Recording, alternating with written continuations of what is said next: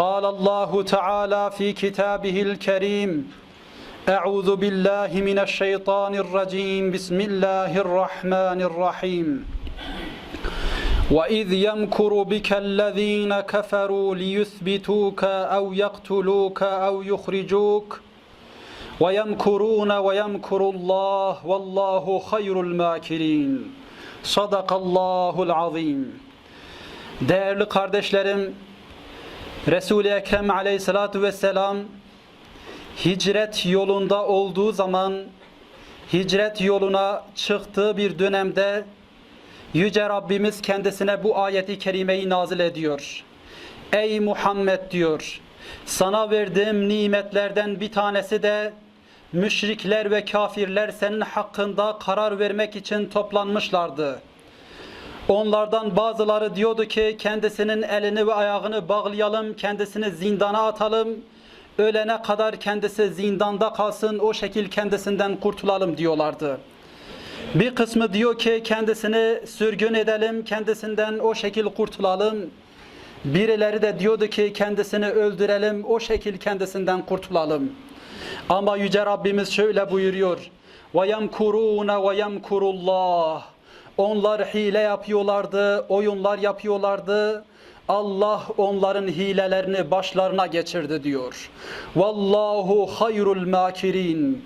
Allah hilelere karşılık vermede, hileleri bozmada en hayırlı olandır. Değerli kardeşlerim, bu ayeti kerimenin açılımını müfessirlerimiz hadis kitaplarından şu şekil aktarıyorlar. Diyorlar ki müşriklerin o illeri gelenlerinin hepsi toplanmışlar, Darun Nedve'ye doğru gidiyorlardı. O Darun Nedve'ye doğru gittiklerinde karşılarında yaşlı bir adam gördüler. O yaşlı adam kendilerine dedi ki ben Necd ehlinden olan bir zatım diyor. Duydum ki siz Muhammed Aleyhisselatu Vesselam hakkında bir karar vereceksiniz. Benim de fikirlerim, çok güçlü fikirlerim var. Bakış açım çok geniştir diyor. Beni de kendi toplantınıza alsanız ben de o konuda kararlar versem diyordu. Onlar da kabul ettiler ve onu da kendi toplantılarına aldılar. Daha sonra Resul-i Ekrem aleyhissalatu vesselam o yaşlı adamın kim olduğunu bizlere söylüyor. Diyor ki o yaşlı adam şeytandı. Şeytan insan kılığına girmişti. O müşriklerle beraber oldu. Onlara oyun açıyordu. Onların önlerini açıyordu. Ayet-i kerimede Yüce Rabbimiz diyor ya Allahu veliyyullezine amenu yukhricuhum minezzulumati ilen-nur. Allah iman edenlerin dostudur. Onları karanlıktan aydınlığa çıkarır. Ama kafirlerin ve müşriklerin ve münafıkların dostu ise şeytandır. Şeytan onların toplantılarına girmiş insan kılığında ve onlara fikir beyan ediyor. Onlardan bir tanesi kalkmıştı, demişti ki bu Muhammed'den kurtulmamız için ne yapmamız lazım? Öyle bir Resul-i Ekrem aleyhissalatu vesselam onları sarsmıştı ki, öyle bir dinine yapışmıştı ki onlar ne yapacağını artık şaşırmışlardı. Ve şunu söylüyorlardı, bir tanesi kalktı ve dedi ki kendisinin elini ayağını bağlayalım ve kendisini zindana atalım. O şekil belki kendisinden kurtuluruz çünkü ölene kadar kendisini zindandan çıkarmayacağız diyorlardı. Ama şeytan diyor ayağa fırladı ve onlara dedi ki siz Muhammed'in ne kadar etkili bir insan olduğunu bilmiyor musunuz? Siz onun etrafındaki Haşimilerin gücünü bilmiyor musunuz? Etrafındaki insanların kendisine nasıl kendilerini feda ettiğini görmüyor musunuz? Bilmiyor musunuz? Onlar toplanırlar, gelirler, Muhammed'i sizin elinizden alırlar ve daha sonra kendisi güçlenerek sizin üzerinize yürür diyordu. Kesinlikle bu fikir olmaz. Bir tanesi de aradan kalktı, dedi ki ev yuhricuke, biz kendisini dışarı çıkaralım, yani kendisini sürgün edelim. Bu okuduklarımız ayeti kerimedir değerli kardeşlerim. Biz kendisini sürgün edelim diyorlar ama şeytan gene ayaklanıyor. Siz onun dilinin tatlılığını bilmiyor musunuz diyor. Siz onun etkinliğini bilmiyor musunuz? Siz o zatın insanlar üzerindeki hal ve hareket konusunda etkinliğini görmüyor musunuz? O adam gene etrafına insanları toplar ve üzerinize gelir. Bunu söyleyen kimdir biliyor musunuz? Şeytandır, şeytan. İnanın şeytan bizden daha fazla Muhammed Aleyhisselatu Vesselam'ı tanıyor. Onun tatlı dilliliğini kendisi de çok iyi biliyor. Onun hal ve hareket üzerinde kendisi ne kadar insanlar üzerinde etkili olduğunu kendisi bizden çok çok daha fazla biliyor. Gerçekten de öyle olmadı mı? Etrafındaki insanlar kendisini, kendi bedenlerini ona feda etmediler mi? Kendilerini siper etmediler mi? Hani Uhud Savaşı'ndan bahsediyoruz. Uhud Savaşı'nda kimler kendisini feda etmedi? Bunlardan bir tanesi Hazreti Ebu Ubeyde bin Cerrah'tı. Resul-i Ekrem Aleyhisselatü Vesselam'ın miğferi kendisinin yanağına saplanmıştı. Sırf Resulullah Aleyhisselatü Vesselam eziyet görmesin diye Hazreti Ebu Ubeyde bin Cerrah dişleriyle onu tutmuştu. Bismillah deyip çekmişti. Kendi dişleri, mübarek dişleri şehit olmuştu. Kendisini o şekil feda etmişti. Hazreti Abdurrahman bin Avf'ı biliyorsunuz. Kendisini Resul-i Ekrem Aleyhisselatü Vesselam'ın davasına siper etmiş. Kendisini feda etmiş.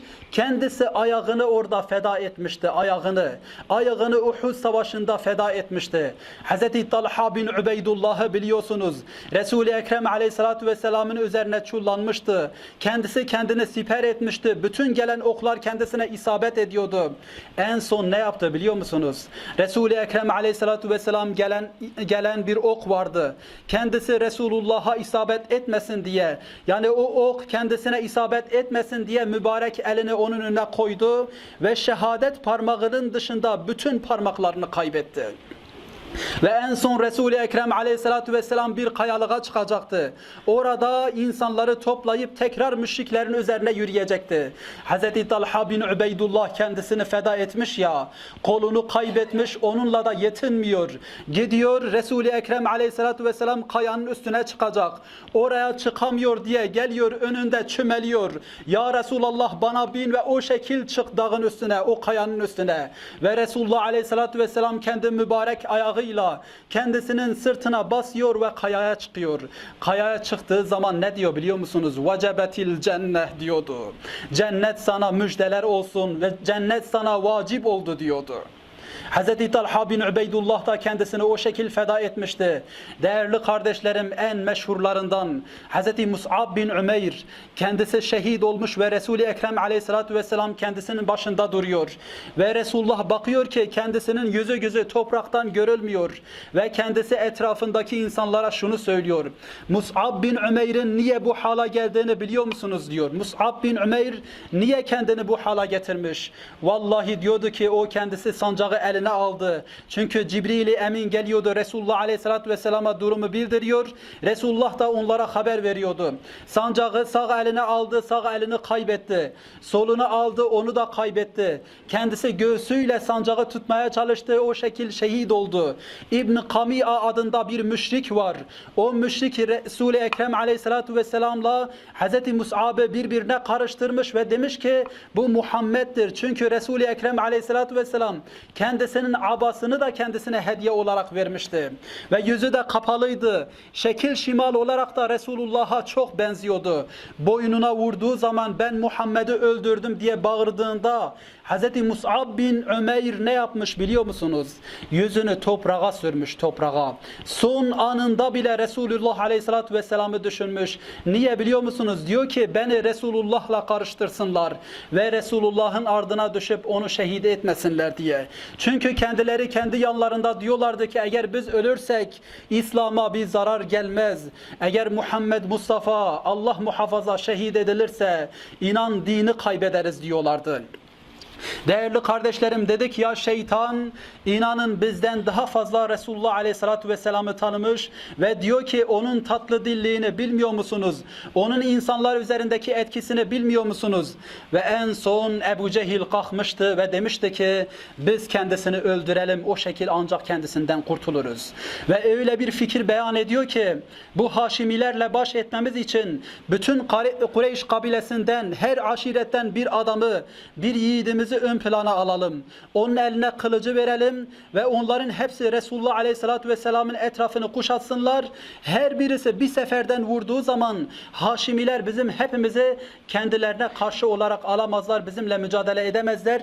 Mecburen diyeti kabul edecekler. Şeytan kalkıyor ve kendisini takdir ediyor. Evet, doğru söylüyorsun diyor, biz bu fikri beyan edelim.